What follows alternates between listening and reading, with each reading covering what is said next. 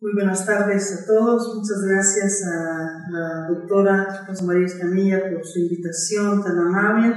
Es un placer para mí estar con ustedes y compartir el gusto, la pasión por la investigación. Yo siempre pienso de que es hermoso ser investigador porque nos permite tener una condición muy especial, que es volar teniendo los pies en la tierra. Eso de volar soñando que se puede encontrar con aquellos conocimientos que aún no se tienen, descubrir nuevas cosas, pero con la base de la literatura, del avance científico, y espero poder compartir con ustedes este gusto por la investigación en el campo de la endocrinología y ahora específicamente diabetes, que es algo en lo que he trabajado en los últimos 30 años de mi vida. Por tanto, el compromiso ha sido de muchos años y el gusto por ello les digo que ha sido enorme. Hablando de innovación en diabetes, no podemos saltar a preguntarnos cuál es la causa de la diabetes. No podemos curar e innovar cosas de una enfermedad que no se conoce. Así, tenemos la causa de la A a la Z, todo lo que puede estar implicado en la diabetes, y a eso me quiero referir. Así, la diabetes no es solo la hiperglicemia, es algo más que la hiperglicemia, con esta condición de la elevación del azúcar, de los factores de riesgo que todos conocemos, sino que se empieza a complicar mucho más con la edad, con el tipo de célula de que estemos hablando, el páncreas, el intestino, la edad de la persona y todo lo que es su historia personal, todo lo que haya pasado. Cuando nos enfermamos aún de una gripa, nos enfermamos al estilo propio. Igual de la diabetes. Yo digo que hay tantos tipos de diabetes como personas enfermas existen, porque es su historia personal. Así, la diabetes se ve muy compleja en estas imágenes, donde podemos ver que el paciente diabético está atado por un montón de elementos que le llevan al cuidado, al gasto y ojalá al sistema de salud, a la prevención de que no lleguemos a ello. Es por tanto un complejo rompecabezas del que en este momento creo que no tenemos la figura que es la que queremos armar con el rompecabezas porque no conocemos todas las causas.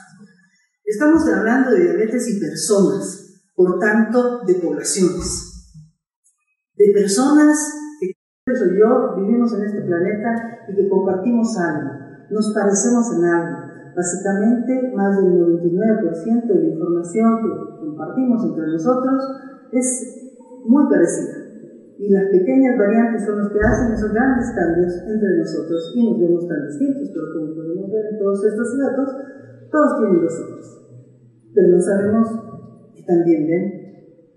Igual no sabemos cómo están sus niveles de azúcares. En el mundo la diabetes es una epidemia terrible. Tenemos millones de personas afectadas con la enfermedad. Así podemos ver como de los 7.000 millones de personas que habitamos el planeta, hoy día 382 millones padecen la enfermedad. Y esto se va a agravar con el tiempo. En el planeta, no sé por qué se presenta esta casita aquí, pero bueno, tenemos datos que indican que hay un gasto en diabetes de más de 465.000 millones de dólares. Es un gasto enorme en el mundo acerca de la enfermedad. La diabetes tiene que ver con múltiples cosas, como un condicionante que es el sobrepeso y la obesidad, que ya es muy conocido y familiar para nosotros en México. Sabemos que el 71.2% de adultos y 34 de ellos escolares presentan sobrepeso u obesidad.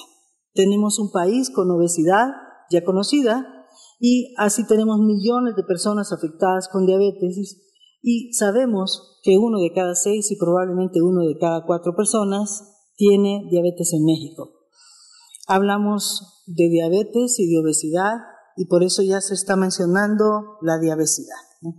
Que tiene que la condición de llevar a la diabetes está regulada también por el sobrepeso. El número de personas que mueren anualmente en México por la diabetes supera los 80.000. Ya bien en algunos discursos el rector Narro siempre dice que son 80,000, porque es muy fácil ponerle un número porque sabemos que se va a cumplir. Son de esas metas que se cumplen desafortunadamente. Y tenemos que también afecta seguramente a las enfermedades del corazón. Cada hora se diagnostican 38 nuevos casos de diabetes y cada 2 horas mueren 5 personas por causas de complicaciones por culpa de la diabetes.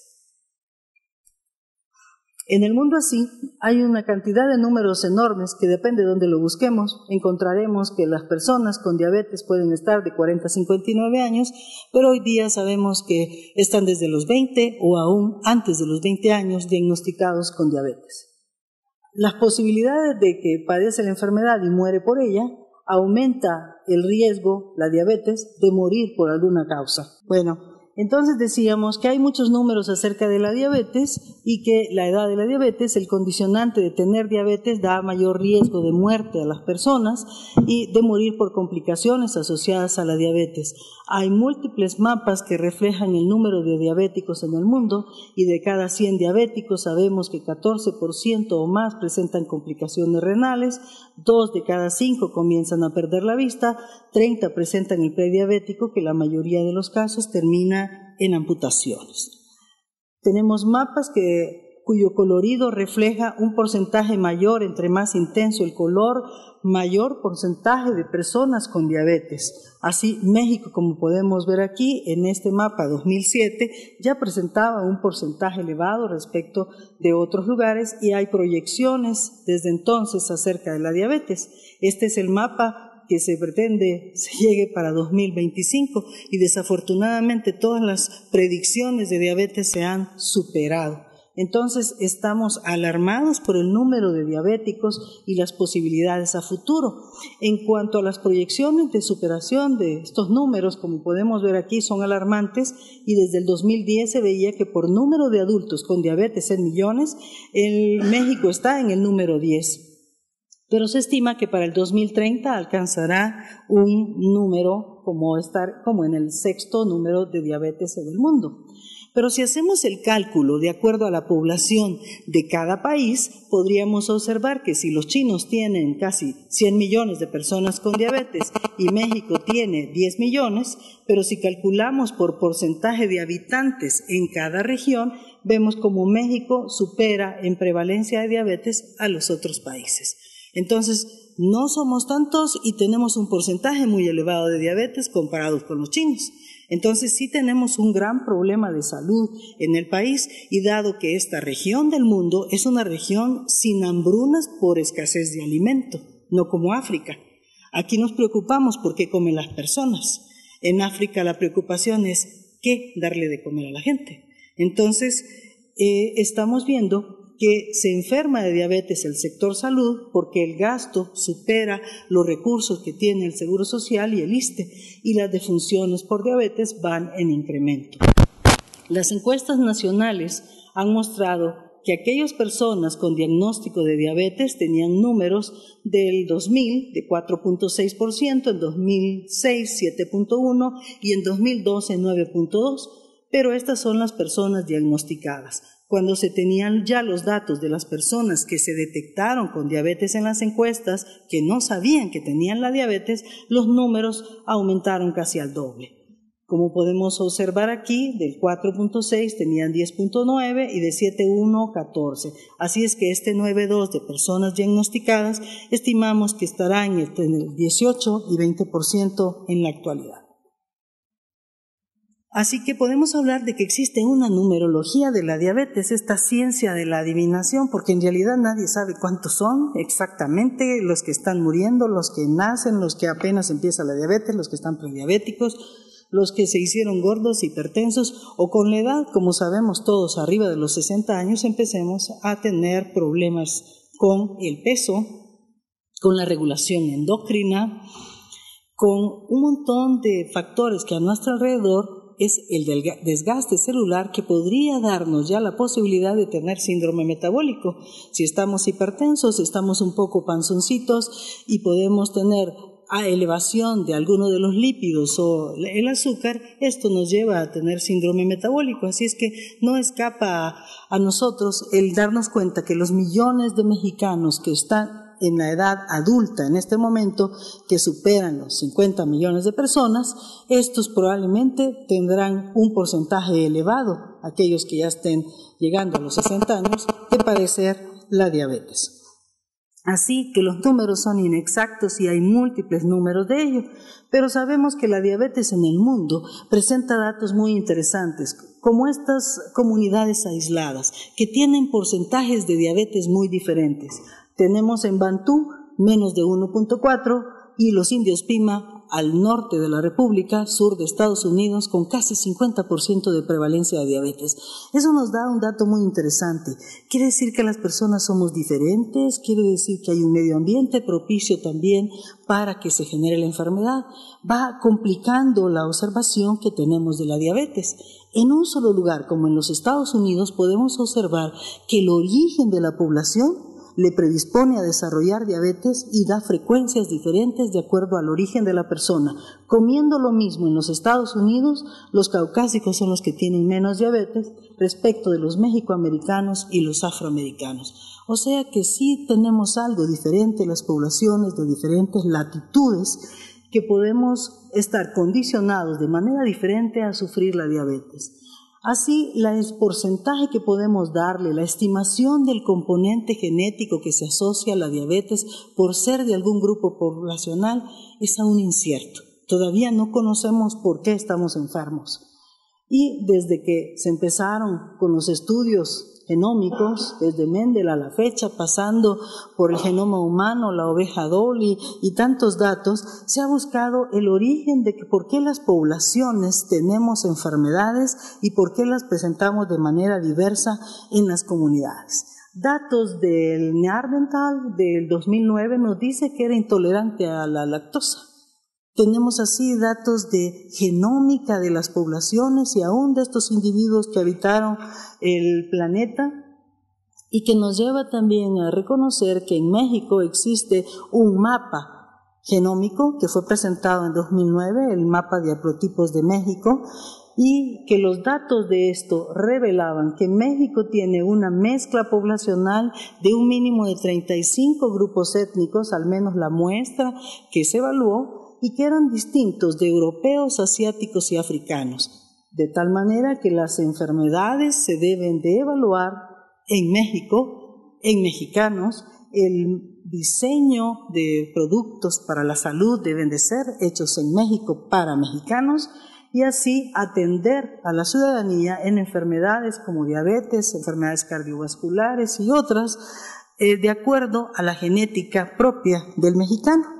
Por supuesto que tenemos un México muy diverso, que hoy seguimos en crisis, seguimos en cambios que esperamos que sean para bien, pero tenemos unas características propias, ¿no? En el mundo, si recordamos cosas de México, pues que yo sepa, solo aquí se comen las guajolotas, ¿no?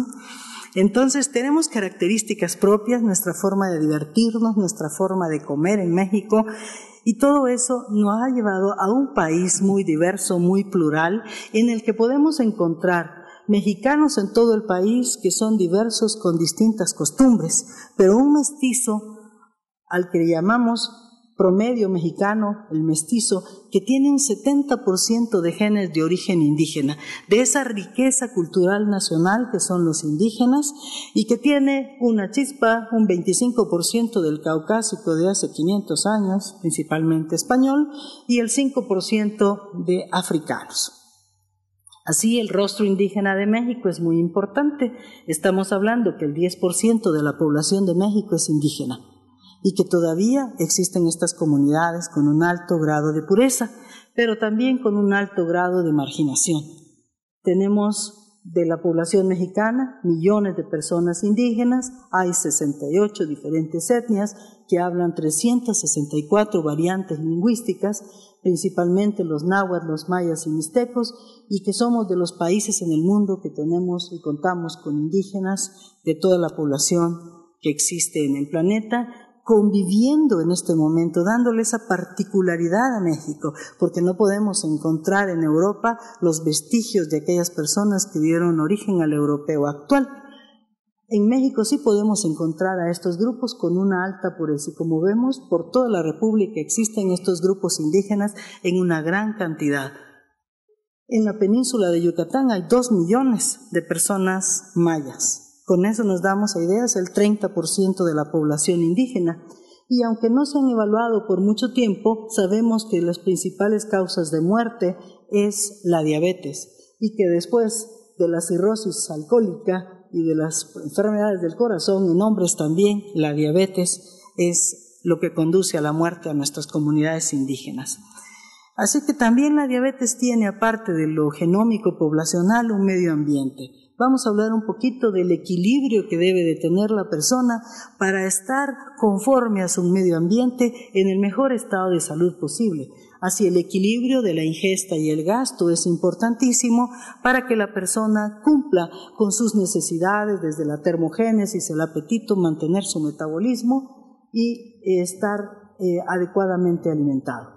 Pero existen factores a nuestro alrededor que nos presiona, la tele, la información fácil que nos dice que no olvidemos de traer un chocolate en la bolsa, que comamos frecuentemente, que no comamos 2, 3 veces al día, que hay que comer a cada rato, porque lo que hay que hacer es consumir.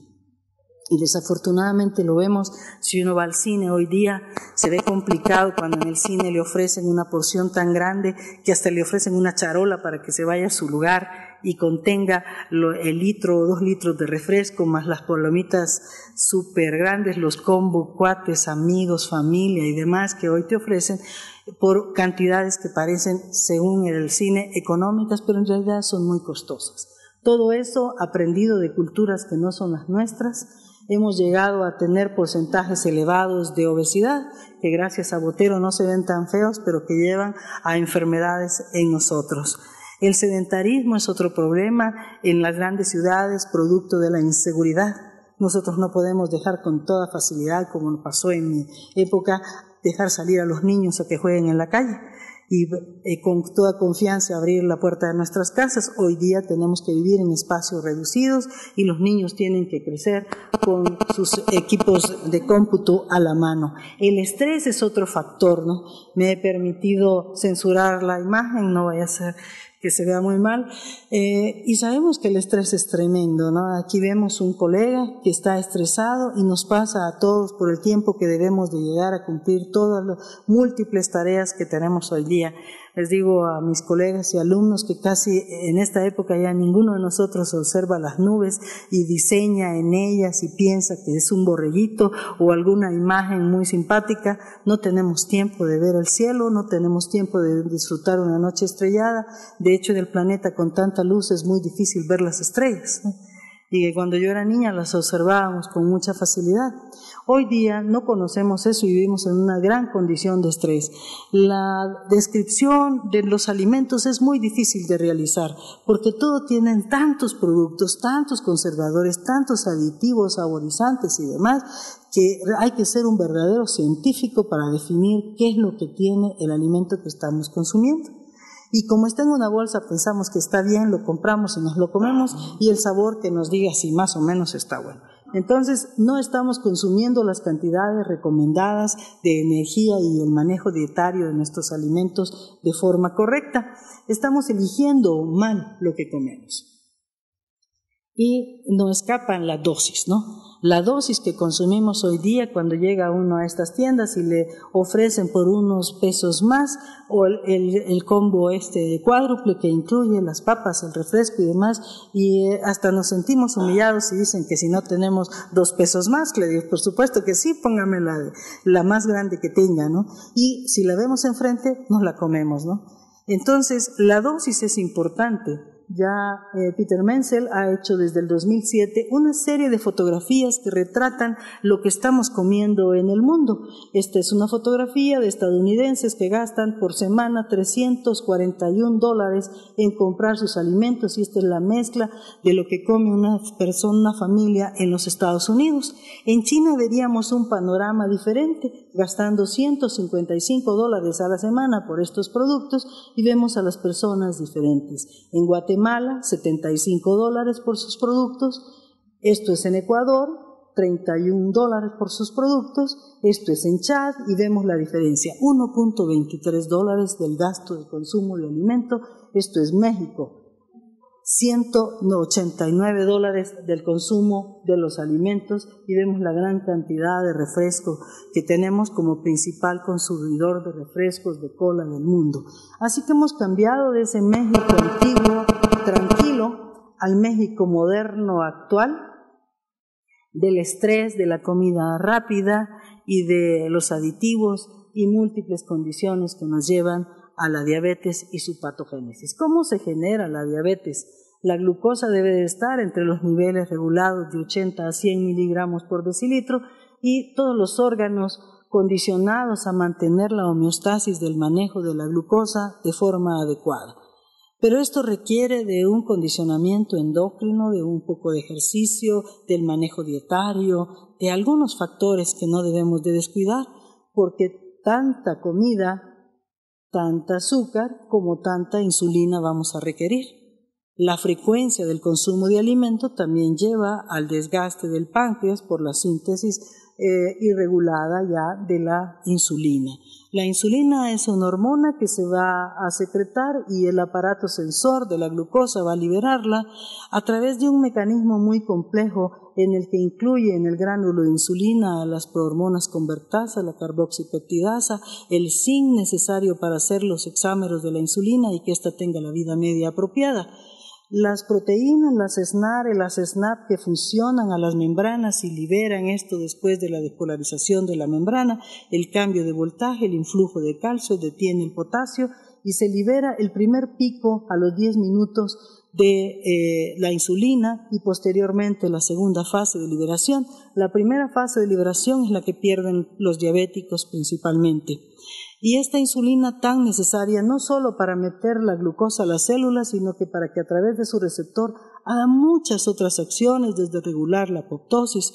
Así que más que meter la glucosa a la célula vía la insulina con sus transportadores adecuados en cada sitio específico, la insulina hace mucho más. Y hoy día sabemos que existen más de 800 diferentes proteínas y factores de transcripción regulados por la insulina en todas las partes de nuestro cuerpo, indicando que es realmente un metabolismo tan básico, tan importante, los dos energéticos, los ácidos grasos y la glucosa. Todas las células, todo lo vivo utiliza la glucosa. Por alguna razón nos enfermamos de diabetes. Si la glucosa es tan importante, mantenerla en el nivel adecuado, tomarla en el momento adecuado. Así que esta regulación tan compleja nos va agravando la manera como vamos a tratar la enfermedad y qué hacer con ella. Aparte de este concierto de reacciones que llevan a meter la glucosa a la célula, a llevar a apoptosis, a transportar sodio, a hacer glicólisis, lipólisis, división celular, síntesis de proteínas, y todo este concierto nos lleva también a la complejidad de las hormonas. El sistema endocrino está funcionando igualmente como música, como una orquesta sinfónica llena de músicos con diferentes instrumentos y que cada uno debe estar en tiempo y forma, en una manera armoniosa en nosotros, regulando nuestra piel, regulando nuestro apetito sexual, regulando cada uno de los órganos que tienen que ver con las hormonas, como podría ser la tiroides, regulando el gasto calórico, regulando los niveles de adrenalina en las adrenales, y así todo este concierto que viene del medio ambiente, el hipotálamo, la hipófisis y todas las glándulas endócrinas en donde se ubica la insulina, pero que tiene sus pares también, que van a participar en el descontrol que lleva a la diabetes. Así, todo el manejo de la edad, de los genes, el estrés, la obesidad, poco a poco vamos de la resistencia a la diabetes. Resistencia, deficiencia, intolerancia, y va el desgaste, la descompensación de la célula beta que lleva a la diabetes. Existen muchas formas de presentar la patogénesis indicada con todos estos factores de obesidad, sedentarismo, el envejecimiento, la genética, la toxicidad de la glucosa, los ácidos grasos libres elevados que elevan glucemia mediante estas respuestas alteradas de la insulina y conduciendo por desgaste generalmente a la diabetes. Los síntomas de la diabetes son muy claros y conocidos por nosotros, principalmente las 3 P's. Sabemos que existe un descontrol llevado por los niveles de glucosa elevado que van a complicar, dándonos toda esta serie de factores, pero en un complejo sistema que desde el punto de vista bioquímico es una delicia ver cómo se alteran los lípidos, se alteran los carbohidratos, se alteran las proteínas, las hormonas participan y en este concierto por deficiencia de insulina o por falla en su acción vamos a llegar a la glucosa elevada en la sangre que se va a complicar por la falta de glucosa en el cerebro que condiciona a la elevación de la génesis de glucosa mediante diferentes mecanismos, la lisis de glucógeno, la síntesis a partir de proteínas, el debilitamiento del cuerpo porque el músculo sirve para hacer glucosa, con acción condicionada también por el cortisol o por el glucagón, llevando a todo este descontrol metabólico que conduce a la muerte. Todas estas variables resumidas en la susceptibilidad genética, obesidad, estilo de vida, que dan resistencia o disfunción de célula beta, dan diabetes. ¿Pero en qué momento se desgasta? A lo largo del tiempo, cuando la persona es diagnosticada normalmente con diabetes, ya lleva 50% de pérdidas de su páncreas. Ya estamos retrasados en eso y todavía no sabemos cómo reactivar el páncreas o cómo hacer que células madre nos hagan un nuevo páncreas. Y en ese momento las condiciones de hiperglicemia en diferentes situaciones, sobre todo nocturnas, nos pueden llevar a los eventos aterogénicos.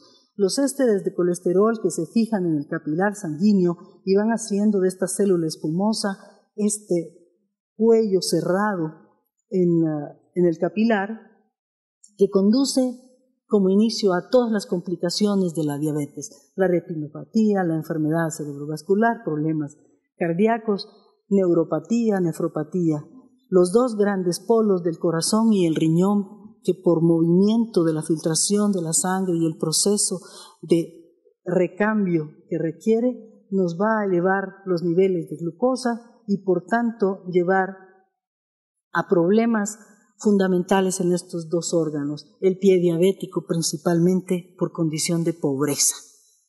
Esto lo vemos en nuestros países porque las personas no tienen manera de cuidarse, no tienen manera de controlar sus niveles de azúcar.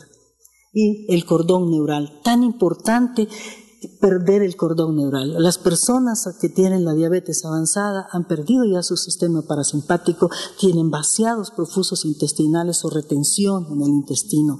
Estos problemas de la neuropatía diabética, el descontrol neurológico de los órganos es terrible en los diabéticos ya complicados. Así, la diabetes es un problema de la edad, de la programación fetal, de qué comió nuestra madre, cómo estuvo su estrés metabólico durante la gestación, sobre todo en la 6ª semana del embarazo, donde de los mismos surcos hacemos el intestino y podemos hacer el páncreas y así de los riñones, las gónadas y todos estos órganos que van condicionados por la programación in útero que nos da nuestra madre. No solo es el amor de nuestra madre, sino que la condición de ella. Y sabemos que en este momento existen, según el Coneval, existen 50 millones de mexicanos en el cinturón de la pobreza. ¿Cómo regular que estas personas tengan que comer y que coman adecuado para que hagan un cuerpo sano y puedan tener una vida feliz, que sería lo importante? Dentro de las listas de enfermedades incurables aparece la diabetes. Enfermedades que todavía el mundo no puede parar, enfermedades que tienen que ver mucho con la pobreza. Así, la patogénesis de la diabetes, el conocimiento de la diabetes es aún incierto. No sabemos en dónde estamos parados. Todavía tenemos muchos números que están en esa área de la numerología de la diabetes. Desde que Banting descubre en 1921 y purifica la insulina, se la da a su perro para que se mejorara, y la investigación desde hace 1000 años, desde su ruta, el padre de la medicina, hindú, o los papiros de Evers, donde ya se sabe que había diabetes en el mundo, a los tratamientos de hoy en día, no hemos curado la diabetes, todavía no sabemos y por eso se presta a mucha charlatanería, porque como es incurable y no sabemos de dónde viene, se presta a que se invada este ámbito de la terapia. Así que, ¿qué hay de innovaciones en esta enfermedad tan terrible? Solo se ofrecen alguna esperanza de bajar los niveles de azúcar en la sangre y el costo económico de la enfermedad. No ofrecen curas. Después de vivir estudiando la diabetes durante tantos años y buscando en la red todo lo que hay hoy día, encontramos que muy pocos países han podido hacer algo. En Finlandia se reporta de que se ha detenido el avance de la diabetes. Es lo mejor que podemos encontrar. En países que son el número 1 educación de su población, son los que detienen la diabetes. Lo que hicieron fue aumentar el número de sitios recreativos donde se puede hacer ejercicio y darle de comer a todos los estudiantes hasta la carrera. Hasta nivel profesional, darle de comer a todo el mundo. El darle de comer a la gente de manera regulada hace que no coman en la calle cualquier cosa, que no vivan el estrés de qué me como, o que cuando ya tienes mucha hambre comes lo que sea. Las personas comen en un horario regular y el gobierno les da de comer. Entonces hablábamos de innovación. Como ya mencionamos que existe algo heredado, los polimorfismos de un solo nucleótido son un gran candidato. Tenemos un DNA de 3.000 millones de pares de bases. En este DNA nosotros tenemos variantes de polimórficas, que es un cambio en una base que nos hace diferentes unos de otros y nos hace más o menos susceptibles a las enfermedades y nos hace distintos a otras partes del planeta. Esto hace que en medicina se tenga que explorar la genética, la tecnología de la información y todos los datos que la genómica nos puede dar de las poblaciones. Los estudios, la secuenciación de genoma completo nos da datos como esto. Aquí vemos los cromosomas en número y estos puntitos que están adentro son los polimorfismos de un solo nucleótido asociados a diabetes en un sujeto, en donde se evalúan todas las áreas y podemos ver que en cada cromosoma hay polimorfismos relacionados con la diabetes. Estos, de forma lineal, se pueden ver así. Aquí tenemos los cromosomas y podemos ver polimorfismos que dan señales elevadas en los pacientes diabéticos. Esto nos lleva a hacer mapas donde podemos decir, hay polimorfismos que salieron en personas con resistencia, personas con deficiencia, personas con hiperglicemia y diabetes, el número de polimorfismos de genes asociados a la diabetes. Pero esto se va complicando porque podemos hacer redes, por ejemplo, relacionados con riesgo cardiovascular y la red se vuelve más compleja, pero a la vez podríamos hacer otra red que tiene causales o tiene una temporalidad. Depende del tiempo en el que lo hagamos, depende de la edad de las personas, la hora del día, el cómo los genes se van relacionando unos a otros y hacen este panorama genómico más complejo. El cómo una proteína puede darnos diabetes o está relacionada, la diabetes podría estar relacionada con los huesos. Así han aparecido múltiples publicaciones que después no dan la información o el efecto que desearíamos. Aquí se dice que la osteocalcina tenía que ver con el hueso y regulaba los niveles de glucosa, pero estudios que no progresaron a tener algo efectivo. Recientemente, julio 2014, se dice que en Manchester han descubierto ya la causa de la diabetes y es la tipo 1 y la tipo 2 y que la hormona es la amilina, que se retiene en la célula beta del páncreas y no deja salir la insulina y que ya habían encontrado la causa de la diabetes. Los estudios de genoma ampliado, este es un estudio 2014 donde se toman todos los estudios tratando de recabar toda la información de todas las poblaciones del mundo y encuentran estos pocos genes relacionados con la diabetes. Esperaríamos que fuera mucho más y como los detectan, igual genoma ampliado y vemos estas señales donde se agarran a los genes y son esos poquitos los que son comunes en el mundo. En México, el proyecto Sigma, con los fondos del consorcio del señor Slim, se hizo este proyecto Sigma en el Instituto Broad en los Estados Unidos, en donde se gastaron 169 millones de pesos en hacer este proyecto, en donde se encuentra un haplogrupo de este gen que tiene una variante de riesgo para tipo 2. Se evaluaron más de 3.848 diabéticos y más de 4.000 personas control y no se encuentran grandes hallazgos aún. Este año se reporta que hay una variante de riesgo pero es para diabetes tipo MODY, aquella autosómica dominante en el gen HNF1 alfa. Entonces, todavía no encontramos mucho, y este mismo año se reporta por el doctor Bustamante que hay una genética mexicana que en el fondo está un mapa de México, está delineado de esta manera, pero en la revista es muy tenue, que dice que tenemos poblaciones del norte, del centro y del sur y sureste, que somos diferentes en México. Esto complica y por eso los hallazgos son limitados, porque las poblaciones de México son diversas y se fueron separando a lo largo de los años. México, como lo concebimos ahorita, tiene una población que fue sedentaria apenas hace 6,000 años. Hace poquito más de 6,000 éramos nómadas en este continente y viajábamos por la República y fueron así seleccionándose los genes y somos diferentes a lo largo de la República.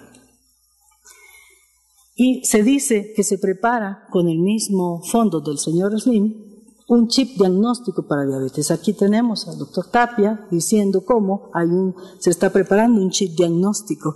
Con esos poquitos hallazgos es muy difícil pensar que en breve tengamos un chip, pero los chips son de esta manera. De hecho, ya los usamos, pero con polimorfismos conocidos fundamentalmente de europeos. Y nos da información como esta a través de los sistemas computacionales que requieren un gran manejo de la información. Los exomas es otra información que da toda la región codante, no todos los 3,000 millones de pares de bases, sino que el 1% de esa información que se puede analizar de mejor manera, y es otra de las estrategias que se están realizando para hacer estas matrices como estas, en las que se montan las hebras y se puede sacar secuencias y que cada uno en un futuro tengamos una micromatriz que digamos cuál es mi exoma, cuál es mi genoma y lo tengamos casi en el bolsillo y que nos predice cosas acerca de nuestro estado de salud, el de nuestros hijos igual. Así que tenemos los estudios del genoma diciendo qué pasa, el transcriptoma que qué parece que pasa y el proteoma que es la proteína donde sabemos que es la efectiva y el metaboloma, cómo esta proteína se integra en nuestro metabolismo y da un fenotipo de cómo nos vemos en todo sentido y cómo nos enfermamos de diabetes. Así tenemos también otra complicación con la nutrigenómica y la nutrigenética, que es de qué manera lo que comemos impacta a nuestro DNA o de acuerdo a nuestro DNA impacta en los alimentos. En la nutrigenética sabemos que habían genes que condicionan a enfermedades o a que un alimento no nos caiga bien. Ya decíamos que el neandertal era intolerante a la lactosa. Tenía un gen, una deficiencia de una enzima que no le permite digerir los productos lácteos.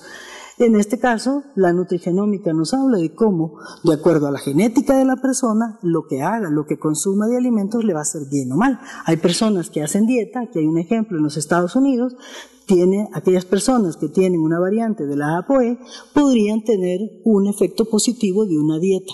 Pero aquellas personas que tengan una mutación no tendrán ese efecto positivo. Entonces, si se pone a dieta la persona, pero tiene un cambio genético que no le favorece, la dieta no le va a hacer ningún efecto y así hablamos de una y otra condición. La farmacogenómica es otra, donde los fármacos se tienen que depurar en nuestro cuerpo y la manera como se utilizan y estos depende de la genética de la persona. Tenemos personas que depuran de manera muy rápida un fármaco y eso permite dosificarlo a una concentración mayor. Aquellos que son depuradores, que son pobres, tienen que dosificarse a una concentración menor. Esto es muy importante en algunas patologías, como aquellas enfermedades mentales, donde a la persona le tienen que dosificar perfectamente el medicamento y la diabetes no escaparía a estas necesidades. Ya existen chips diagnósticos para farmacogenómica, pero tiene limitación por las variantes poblacionales. No podemos usar el mismo chip en todas las partes del mundo. Así podríamos tener reacciones adversas o efectos muy limitados.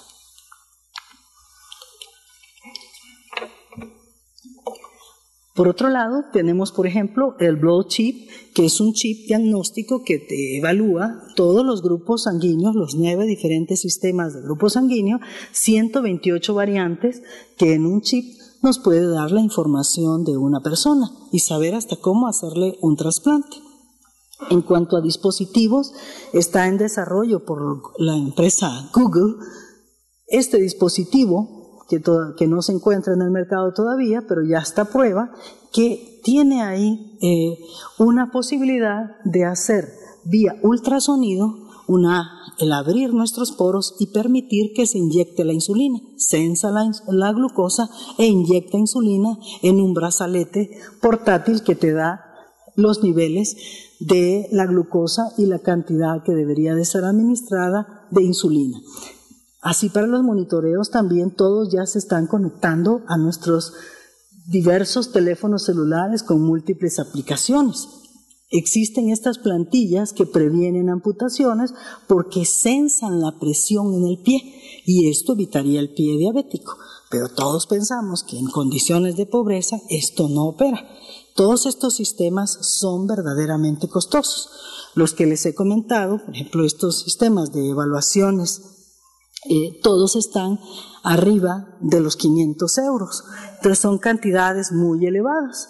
Así, esto nos manda una señal que dice que tenemos el pie muy apretado y nos puede ayudar a estar más confortables y evitar la falla circulatoria de nuestros pies. Los sensores continuos como estos, que sensan y pueden aplicar la insulina, una medición cada 5 minutos, son sensores y aplicadores de insulina que cuestan 1.100 euros y la mensualidad para mantener estos son arriba de los 300 euros, que estamos hablando de que tendríamos que gastar 6,000 pesos mensuales más o menos para mantener el equipo y haberlo comprado por una cantidad muy superior a los 20,000 pesos. Igual las bombas de insulina que se conectan a nuestros celulares, el mismo celular ya viene con una posibilidad de hacer medición de glucosa y el dispositivo que vía diferentes formas, como les decía del ultrasonido y mandar una suerte de radiación que abra el poro, nos aplica la insulina requerida. Estos lentes de contacto inteligentes son una maravilla en el desarrollo. Estos van a sensar la glucosa en los lagrimales y van a mandar la señal a dispositivos que en forma de reloj o a nuestro teléfono celular nos indica que deberíamos tener una aplicación de insulina, ¿sí? Y esto no solo para aquellos diabéticos tipo 1, los tipo 2 sería el mercado óptimo para esto, porque las personas con diabetes tipo 2 son mucho más. Así es que recientemente en un viaje a Finlandia platicaba con algunas personas que están encargadas de diseños y me decían justamente de que el mercado van a ser los diabéticos tipo 2, porque en algún momento la insulina tiene que revolucionarse, como lo ha hecho en Finlandia, a ser uno de los manejos terapéuticos de primera línea. En cuanto a los pupilentes para medir glucosa, son otras posibilidades un poco más económicas, donde vemos el cambio en el ojo, también midiendo la glucosa en el lagrimal, dándonos una diferencia de color que nos indica inmediatamente que algo sucede. Antes de que lleguemos a ver borroso, que incremente los niveles de sorbitol, este alcohol que se forma por la glucosa en el ojo y que no puede traspasar la membrana y que nos hace ver borrosos, haría que tengamos un problema y que antes de que llegue a esos niveles de glucosa elevados, que están muy por arriba de los 200 miligramos por decilitro, el cambio de la glucosa en el lagrimal nos dé el indicativo de que debemos de hacer algo. Toda esta estrategia que pretende retrasar las complicaciones de la diabetes, que la persona sepa cómo está en cualquier momento y pueda atenderse. El páncreas biónico es otra de las posibilidades donde este tipo de bombas y asociados tanto con hígado como con páncreas están diseñándose para regular los niveles de manera inmediata. Otro de los avances tecnológicos es el uso y estudio de la microbiota, aquella suerte de 2 kilos de microorganismos que traemos en nuestra flora intestinal, que ha dado lugar al proyecto Microbioma Humano, que evalúa todos los microorganismos que tenemos, contando con la información de que si en el humano tiene 25.000 genes, pues en las bacterias tenemos más de 1 millón de posibilidades de medir genes que nos dan muchísima información acerca de la microbiota, tanto de la piel, de la vagina, de la nariz, de cualquier parte de nuestro cuerpo, y como podemos ver aquí, cada uno de los círculos es una microbiota diferente de acuerdo al lugar del que estemos hablando, y contamos con microorganismos muy diversos en todo ello. Y aquella especie de microorganismos tiene que estar balanceada en cada uno de los lugares, y si hay un desbalance, nos enfermamos. Se ha probado como nueva terapia a partir de fines del año pasado, y este año hay publicaciones muy interesantes que prueban la terapia de trasplante de materia fecal. Esta, como prueba, como droga milagrosa, la FDA la ha considerado un medicamento para poderlo regular. Y entonces, ¿cómo introducirle a una persona que tenga problemas como para tratar con Clostridium difficile, que es una infección intestinal que provoca náuseas, calambres y diarrea, y que afecta mucho en Estados Unidos a más de 500.000 de personas y mata a 15.000 personas anualmente, con materia fecal de otro individuo sano? El trasplante así de materia fecal se ve que adelgaza y retrasa la diabetes por la condición de diabetes obesidad o diabesidad. Así que el inyectar microorganismos de una persona sana a una persona obesa y con esta condición de posibilidades de diabetes es muy positivo. Aquí vemos cómo los microorganismos, aquí están las especies de microorganismos, en una persona delgada y en una persona obesa son muy diferentes. Así en un diabético y en un no diabético también, pero ahí la variación es mucho mayor porque depende del tiempo de evolución y la edad del diabético. En cuanto a nuevos fármacos, se han desarrollado estos principios activos como la saxagliptina, que lo que trata es de inhibir a la DPP4, la dipeptidilpeptidasa 4, que regula las sincretinas. Esto lo que hace es que retrasa la destrucción de las sincretinas y produce una insulina que tenga mayor actividad biológica por más tiempo, y no funciona cuando las concentraciones de la glucosa son bajas. ¿Qué es lo que hacen este tipo de medicamentos, como estas variables que tenemos aquí? Inhibe la DPP4 y por tanto GIP y GLP1, estos que vienen del sistema gastrointestinal, pueden actuar sobre la célula beta y alfa de páncreas, haciendo un mejor control de la glucemia y bajando, como se ha visto, los niveles de la hemoglobina glicosilada. Otro tipo de fármacos como el Jardiance, que se ha aprobado recientemente, este es un medicamento que lo que hace es un cotransportador de glucosa-sodio o inhibirlo, de tal manera que la glucosa se pueda tirar a través del riñón y los túbulos colectores la tiran, entonces están colectando mayor glucosa para que nos deshagamos de ese nivel del riñón. Sabemos que el umbral renal es de 200 miligramos por decilitro, pero con esto avanzamos en tirar la glucosa e igual ha bajado la hemoglobina glicosilada en estudios muy amplios que se han realizado, como aquí se informa que son más de 4.480 casos de diabéticos donde se evaluó. Los alimentos y suplementos para diabéticos también han sido muchos, aunque la Asociación de Diabetes de los Estados Unidos indica que hay que comer balanceado, que no hay que satanizar alimentos, sino que hay que comer balanceado. Existen múltiples alimentos para diabéticos, ya sea en México o en otros países, y suplementos asociados a la diabetes. También hay juegos educativos que nos mantienen entretenidos tratando de indicarte cómo luchar contra la diabetes. En una pequeña intervención acerca de la diabetes en nuestro grupo, nosotros estamos haciendo una genoteca indígena mexicana. Estos son indígenas de los que nosotros hemos colectado sus muestras, haciendo el etnosoma mexicano, el genoma de los grupos étnicos.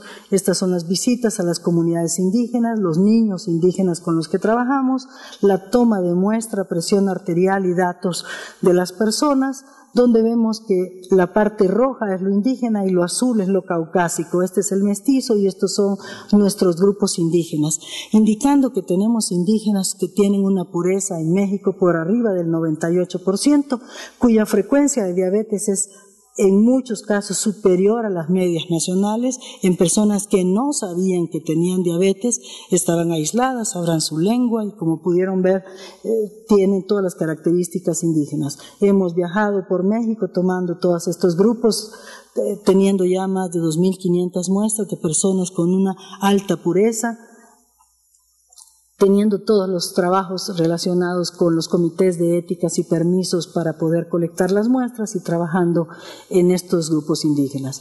El Fondo Diabetogénico Mexicano así lo hemos comprobado en estos grupos de no diabéticos, donde polimorfismos como el de HNF4, la mutación T130I, que condiciona al páncreas a la liberación de la insulina disminuida, lo vemos que los grupos indígenas los tienen por arriba del mestizo mexicano, indicando que la diabetes sí puede tener un componente indígena que lo hace propio de nuestro país y que en las diferentes regiones afecta el mestizaje de manera distinta. En los pueblos mayas igual hemos trabajado por mucho tiempo con todos estos municipios en estas regiones, colectando personas como esta con un alto grado de pureza en su condición indígena, y vemos como el porcentaje de diabetes está por arriba de las medias nacionales, y aún aquellas personas que son prediabéticos o tienen la diabetes, la glucosa alterada en ayuna, es superior. Igual la frecuencia de alelos relacionados como el ABCA1 relacionados con diabetes, vemos que lo tienen muy superior al proyecto de los 1000 genomas, donde las personas no tienen este polimorfismo, y lo tenemos en México. La frecuencia alélica de HNF4 también muy superior a otras partes del mundo en los proyectos de 1000 genoma. Todos estos resultados se han publicado y sabemos que existe un fondo diabetogénico mexicano. Se ha peinado el continente buscando polimorfismos, y este ABCA1 en el que hemos colaborado en su estudio muestra que existe así una condición de diabetes en México.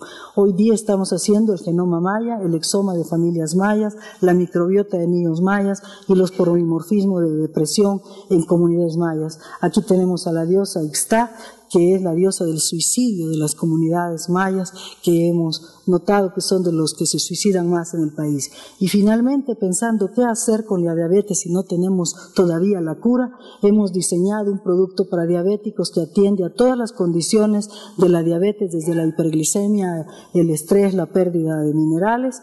Es un componente que empezamos desde el 2006 con todos los componentes que iniciamos la combinación con un grupo de amigas, le llamamos a la fórmula SM, la probamos en animales, en bases frutales, en bases con ajo, cebollas y diferentes mezclas que preparamos, lo evaluamos en monos. Este es un macaco que se llama Casio, a él fue el primero que evaluamos, es este monito, lo operamos, le sacamos muestras de órganos antes y después de la intervención y evaluamos personas, pacientes del Hospital Juárez de México, y sacamos a la venta nuestro producto que se llamó Diabetics y hoy día Dialac, y tenemos el producto frutal de Absin.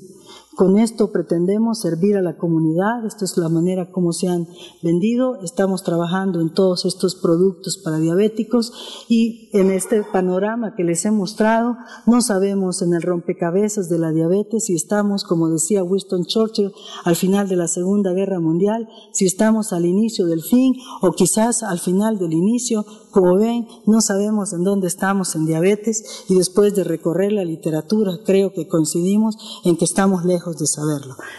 Nuestro laboratorio está en la Facultad de Química, este es mi grupo de trabajo. Tenemos presencia en el Hospital Juárez de México en este laboratorio por convenio, y estamos en el Instituto Nacional de Medicina Genómica, donde aprendemos todas estas metodologías genómicas. Este es mi grupo donde hemos formado a todos estos jóvenes en el posgrado en bioquímica clínica que yo coordino. Nos consideramos un grupo de soñadores Muppets, que agradecemos a las instituciones que nos han apoyado, a la Secretaría de Salud en los diferentes campos de trabajo, y a estos dos amiguitos con los que yo vivo. Muchas gracias. Tenemos algún tiempo para algunas preguntas del público. ¿Hay alguna pregunta? Se llama la teoría del mono obeso, ¿no? Entonces pareciera que estos datos apoyaran que esa migración que da con estos grupos indígenas, pues facultara que hay algo genético que tiene que ver con esta adaptabilidad que se tuvo que dar para cruzar y que no se da en europeos ni en otras poblaciones y que está muy presente. Algo están relacionando, algo están estudiando, tratando de vincular este fenómeno que ahorita me sorprendió en la ponencia que acaba de brindarnos. Sí, lo que intentamos es buscar, porque no lo van a encontrar los europeos en nosotros, no les interesa. La parte mexicana, esa parte del 70% de genes del mestizo que vienen del origen mexicano, es el que nos interesa, por eso estamos haciendo la genoteca indígena. En principio, para evaluar al indígena y servirle a él per se, porque son importantes, son mexicanos y son importantes para nosotros. Pero en segundo plano nos interesa por el mestizo, porque fruto de esa mezcla es la mayoría del país y hay que atender al diabético. Los resultados hasta el momento indican que los indígenas son muy susceptibles a la diabetes porque todavía ha pasado muy poco tiempo desde que eran nómadas. Así que el mexicano tiene dos condiciones. Una, que guarda la grasa con facilidad, nos hacemos gorditos, panzoncitos con facilidad.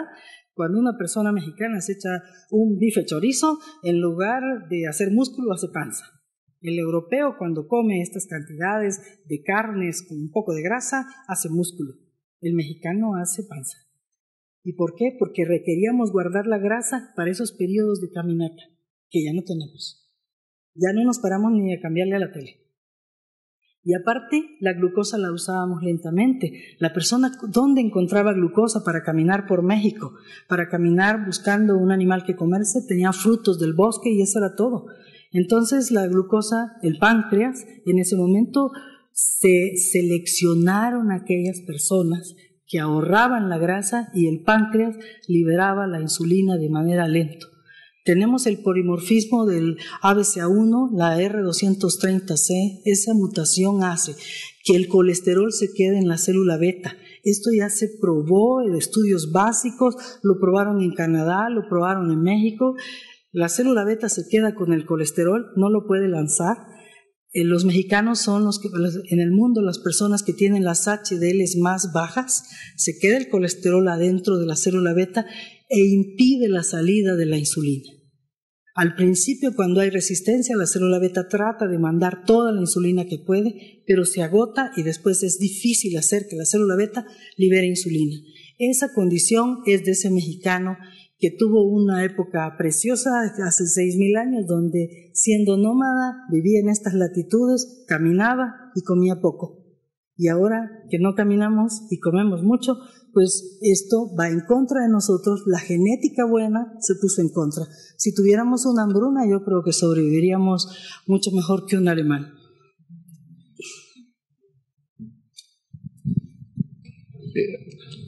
Hay varios estudios en saliva. ¿Ustedes han trabajado con ello? ¿Para extraer DNA o para qué? No, como marcadores de glucemia en los pacientes. Para medir glucosa. Ajá. No, hasta donde yo sé, la variabilidad es muy grande. Las metodologías para desarrollo de medida en saliva han dado mucha variabilidad y por tanto no han sido lo suficientemente confiables para comercializarlas. Esperamos que las técnicas se vayan haciendo más finas y se pueda lograr, así como se logró la del ojo. Los del ojo, los pupilentes al principio eran muy inciertos. Cualquier variación del medio ambiente hacía que cambiar el color. Y hoy día ya son muy firmes los reactivos y las reacciones que realiza el ojo a través del lagrimal para que poder dar el cambio de color. Pero en mi experiencia nosotros no hemos trabajado nada en saliva. La segunda pregunta es, estos dos productos que nos mostró al final, ¿han podido mejorar la condición de glucosa o de insulina en los pacientes que han tratado? Sí, nosotros realizamos una investigación en el Hospital Juárez de México. El diseño del producto creo que fue bastante acertado, dado que evaluamos 250 familias del hospital, en donde evaluábamos al diabético y a algún pariente no diabético. Quiere decir, comían lo mismo. En estas familias evaluamos qué es lo que perdía el diabético, midiendo a través del equipamiento que se tiene en la Facultad de Química, midiendo por HPLC acoplado inductivamente todos los elementos de la tabla periódica excepto gases. Y entonces pudimos detectar fallas en aquellos elementos que no nos miden en los laboratorios, por ejemplo, el selenio, el manganesio, el cromo, todas estas cosas no nos las miden. Y de tal manera que son importantísimas, porque nosotros necesitamos el selenio para múltiples reacciones en nuestro cuerpo, para la memoria, para reacciones en las membranas, para el apetito sexual, para las reacciones en el espermatozoide, para muchos necesitamos estos minerales y no los tiene. La persona diabética en general se siente mal, dice, no sé qué tengo, me siento mal. Oiga, la glucosa está bien, pero me siento mal. Entonces le medimos todo, en plasma, en suero, en orina, al diabético y su familiar no diabético, 250 familias. De ahí sacamos las mediciones promedio. ¿Qué necesita de antioxidantes? ¿Qué necesita de minerales? ¿Qué necesita de vitaminas? ¿Y qué necesita de aminoácidos?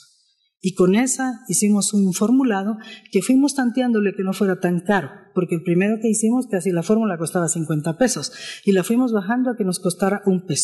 Después de múltiples estudios de degustación, de concentraciones y ver el efecto biológico en modelos animales y el mono que les mostré, evaluamos a 100 personas, pacientes del Hospital Juárez de México, 100 personas que tomaban el producto diariamente durante 6 meses, 100 personas sanas que lo tomaran y aquellos que tomaban el placebo.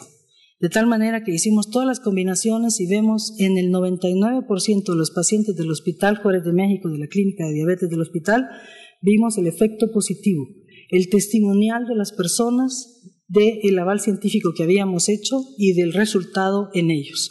Así que por eso fue que sacamos al mercado el producto cuyas regalías van para la investigación en diabetes en la UNAM. Entonces, el producto, el Diabsim, va a salir apenas porque tardamos mucho más en hacer un producto que es agua con un porcentaje de jugo, más saborizante, más el formulado. En agua es más difícil mezclar un formulado que no sepa mal y que tenga un buen efecto biológico. Sí. Pues bueno. Sí, sí se escucha. Sí, pues obviamente me uno a la felicitación que han expresado. Su conferencia, pues es un panorama muy, muy, muy amplio de lo que es la diabetes. Sin embargo, parecería que estamos condenados los mexicanos a padecer diabetes, y no creo que sea el caso. Mire usted, cuando perdimos la mitad del territorio mexicano, los indios pimes, que son una etnia, parte se fue a Estados Unidos y parte se quedó acá. Sí conoce el trabajo, este es muy ilustrativo. Cuando investigadores llevaron a cabo un estudio, encontraron que los indios pime de Estados Unidos, ahí los tienen en una reserva, no hacen nada, les dan todo, son gordos, obesos y tienen 20% de diabetes. Los indios pime, que tienen la misma información genética que los indios pime de México. Y aquí, ¿sabe qué porcentaje había de diabéticos? 5% de este lado. Pero aquí tenían que hacer labores del campo, que son campesinos, como usted dice, ¿no? Entonces se gastaban energía. Pero a nosotros los citadinos, los que no somos campesinos, pues nos quedan recomendaciones que ha difundido mucho la Asociación Americana de Diabetes: el estilo de vida, la dieta y el ejercicio. Así tengamos 80, 90 años, hay que pensar en esas 3 cosas. Estilo de vida, pues tipo no fumar, no tomar demasiado alcohol, el estilo de vida que se tiene en una familia con armonía. La dieta, pues obviamente una dieta equilibrada, que no sea rica en grasas, ni rica en carbohidratos, y el ejercicio. Ahora bien, ¿Cómo vamos a entender eso? Pues el médico familiar, este médico que yo acabo de ver ahí en mi clínica, está interesado en educar al paciente diabético. Si no estamos como en Finlandia, que usted comenta, que gracias a la educación, pues ha podido abatir la tendencia a ser diabético, pues aquí nuestro médico familiar se le tendría que dar un estímulo para que trabaje en mejores condiciones y pueda mejorar el conocimiento del paciente diabético en cuanto a qué debe de comer, qué cosa le hace daño, y practicar un deporte, ya sea la caminata, pero que sea constante. Seguramente que esa es la mejor medicina que le podemos ofrecer al mexicano, con todas las taras que traemos, ¿verdad? Pero yo recuerdo que los aztecas no eran gordos, eran personas sin obesidad, fíjese. Así que yo creo que habría que pensar más en los genes que ahora se ha descubierto recientemente en un gen que es muy prevalente en Latinoamérica y más en México, ¿verdad? Pero estilo de vida, dieta y ejercicio. Seguramente esa es la mejor medicina, doctora. Gracias. Sí, yo estaría de acuerdo con usted y creo que si mi posición suena pesimista, tal vez es porque yo estoy aquí por culpa de la revolución. Entonces, los que hemos vivido la vida real, difícil de las revoluciones, sabemos cómo es el mundo complicado de la pobreza, que es lo que hemos visto nosotros en los pueblos indígenas, pero ciertamente en las evaluaciones diferentes que se hacen de México, los mexicanos son de los más felices del mundo. De los hombres con mayor potencia sexual, de las mujeres más felices, así es que yo creo que es una cosa por la otra, pero no debemos de soslayar el que sí tenemos un problema de salud en México, que es la diabetes. Pero estoy totalmente de acuerdo con usted. Muchas gracias. Un aplauso, por favor. Doctora Marta, agradecemos mucho su participación, su excelente ponencia. Y quiero felicitar a la doctora por su trabajo. Ha sido una presentación muy buena, pero encuentro yo que ustedes recomiendan en los ingesta 15% de proteínas, se me hace bajo. Yo le quitaría hidratos de carbono 5% y le aumentaría las proteínas a 20%.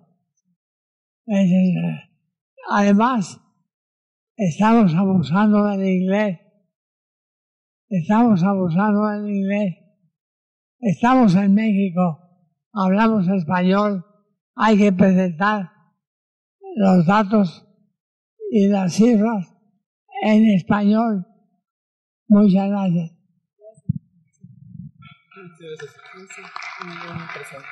Muchas felicidades por sus innovaciones, doctora. Muchas gracias. Gracias.